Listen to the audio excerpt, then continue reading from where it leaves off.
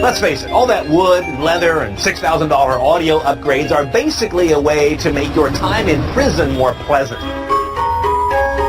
You're still suffering under the tyranny of driving. You have to sit there and babysit a machine, the wheel and the pedals over a repeated route of driving that is not very interesting day to day. This is what Mercedes is solving for, not self-driving. That we've already figured out. This is more about what happens after you achieve self-driving. How do you get real luxury out of that? And the answer is twofold. You get real space. Space is always equals luxury. And you get your time back, the greatest luxury of all. Because mobility is, to be honest, is mostly stressful. To give the people the opportunity to relax, to have a private place while moving. Yeah, the people will be more friendly.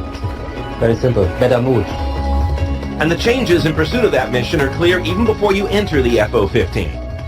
Notice the shape of the vehicle is very different than, let's say, a current S-Class. This is not about having several volumes, boxes as they call it, the three-box design of most sedans today, but instead having what's called a monovolume, pushing the wheels way out to the ends and creating big spacious doors that open up to almost an entire open side of the car. Here's one of the very first sketches they did of it, and notice how similar it looks to a very old diagram above it.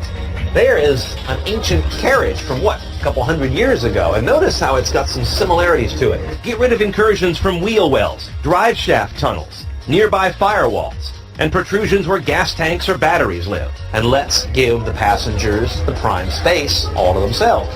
Like a bird's nest, or it's like a cocoon actually, that creates this atmosphere of privacy that we consider is the next level of modern luxury. The self-driving technology enabled us to come up with a radical design concept. So this is a proof that technology and design stimulates each other to have such great results that we have now in the car.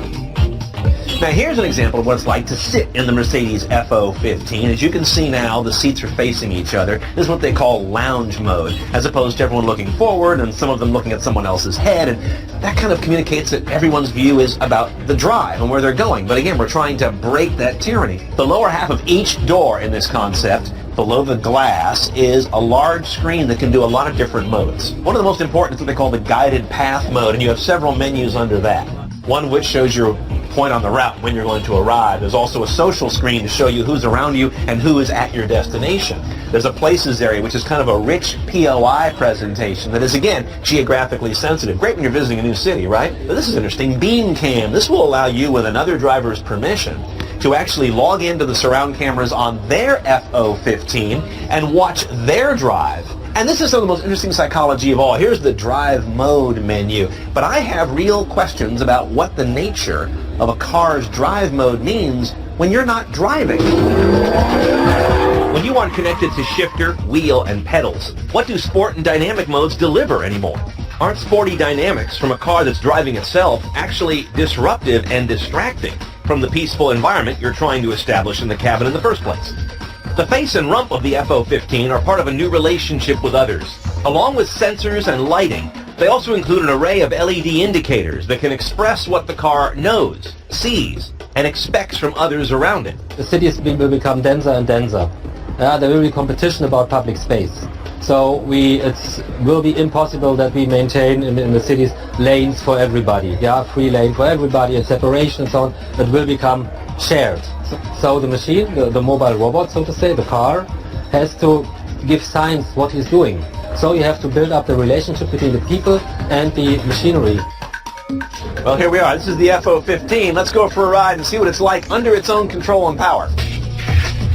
Now, the autonomous driving in the Mercedes F015 is not a new concept. What they're doing here, along with having the car figure out how to drive itself, is also to allow it to be smart enough to work with new infrastructure to create dynamic shared spaces. They're talking about smart pylons that could inexpensively and easily be adopted in your front yard to make sure no car ever backs over the curb into your lawn while you're having a picnic with your kids. Powertrain tech isn't the main point of this car, but for what it's worth, it's envisioned as an electric hybrid.